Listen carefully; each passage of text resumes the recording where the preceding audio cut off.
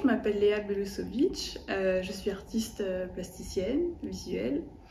Voilà, j'ai 34 ans et j'ai étudié à l'école de la Cambre en Belgique, à Bruxelles, dans l'atelier de dessin. Donc j'ai fait 5 ans licence et master à l'atelier de la Cambre, après avoir fait 2 années de classe préparatoire à Paris, donc classe préparatoire en art après le lycée. Et voilà, après la Cambre, en fait, je suis restée en Belgique parce que j'ai eu différentes opportunités, notamment des opportunités de résidence d'artiste. Donc c'est vraiment l'opportunité pour un artiste de pouvoir avoir un atelier gratuit pendant une certaine période et une petite bourse de production pour ses œuvres dans différentes structures qui existent en Belgique. Et donc voilà, de fil en aiguille, j'ai commencé ma carrière en Belgique. Pour après revenir aussi à Paris et plus généralement en France par le biais notamment d'une galerie qui est à Paris avec laquelle je travaille.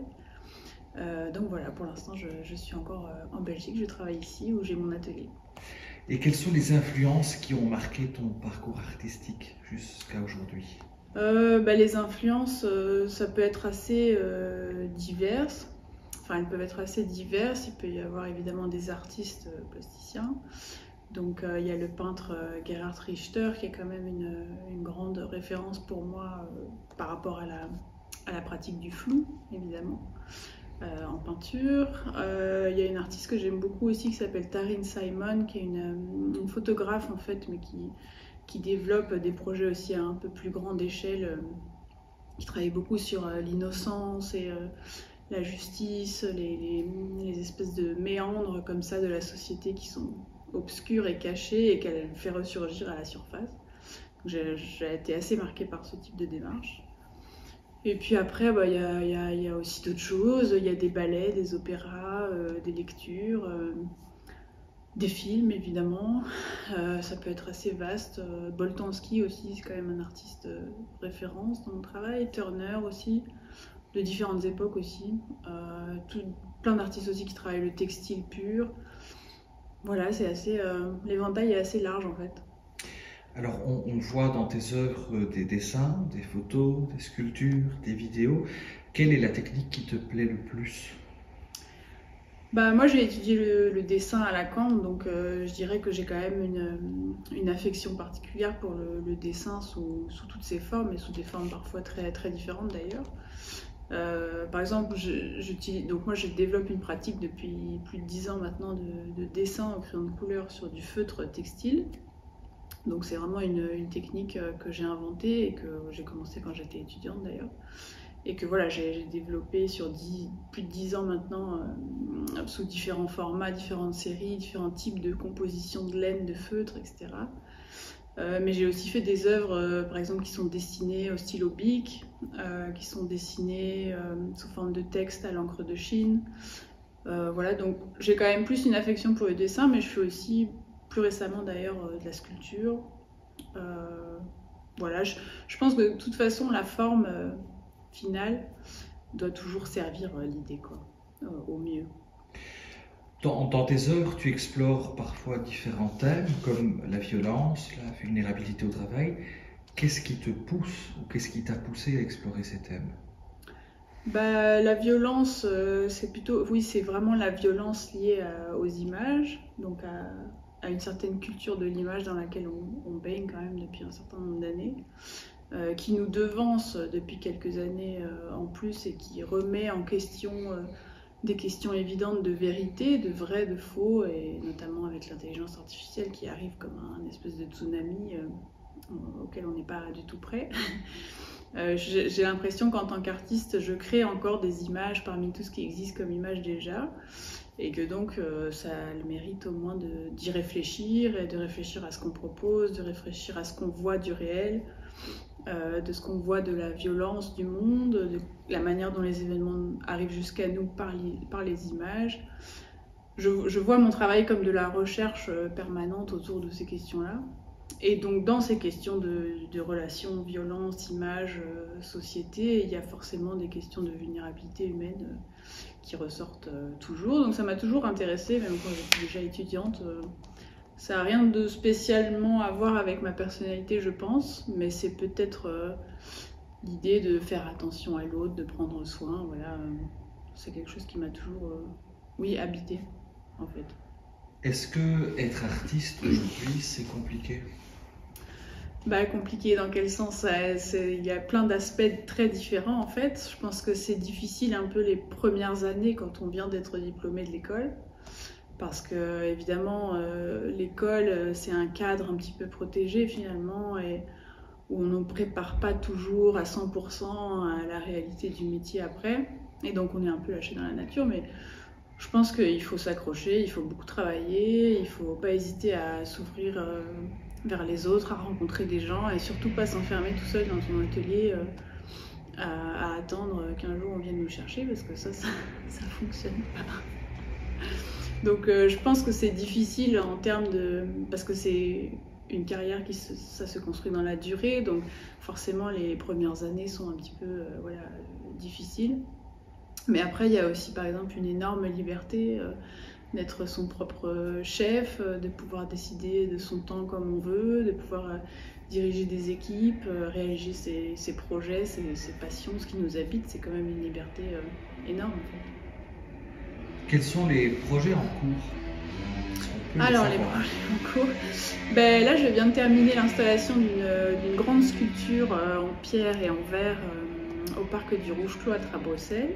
Donc ça c'est tout à fait nouveau dans ma pratique, et donc ça vient d'être inauguré là, donc voilà, l'exposition dure jusqu'à fin juin. Et puis là je commence à m'atteler à ma prochaine exposition qui aura lieu à Paris à la rentrée. Donc il y aura de la photographie.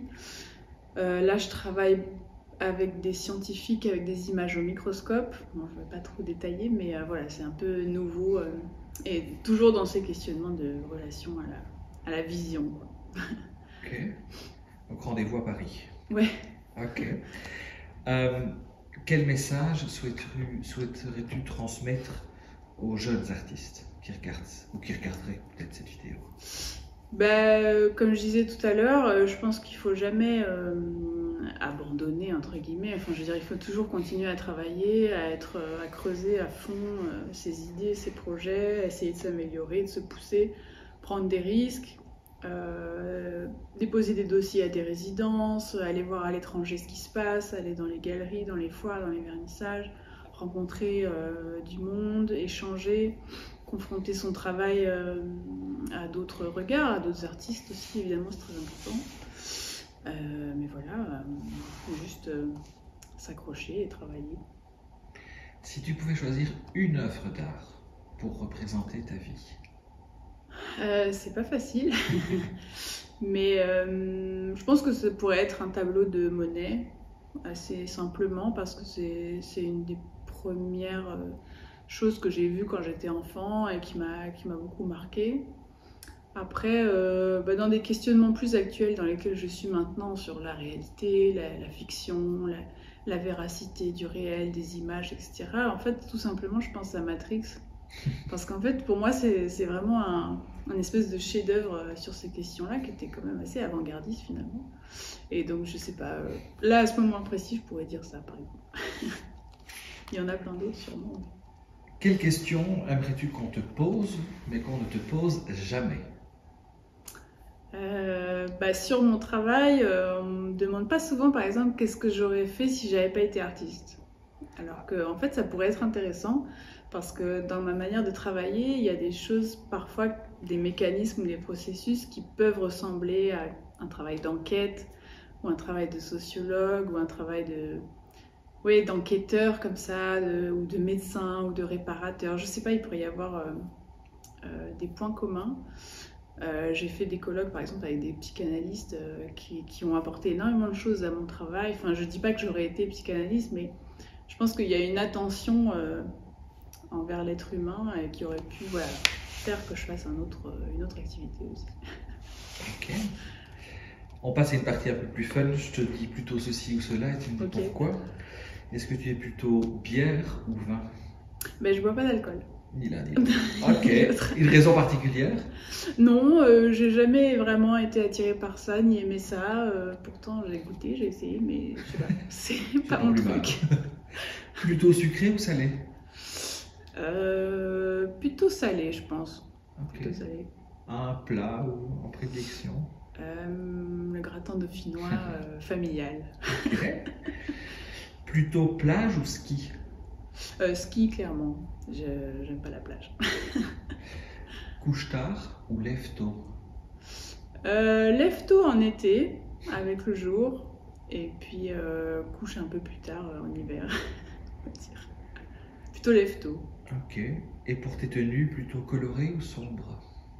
Plutôt sombre, plutôt uni et sombre en général, Ok. sans motif. Pour quelle raison? Je sais pas, une espèce de sobriété, une espèce de... pour garder la créativité dans la tête, peut-être. Super. Si tu devais donner le mot de la fin à ceux qui regardent cette vidéo, quel serait-il? Je sais pas, merci de m'avoir écouté et merci pour l'invitation. Et on se retrouve à Paris. On se retrouve à Paris. Rendez-vous à Paris en octobre. Ça marche. Merci. Merci.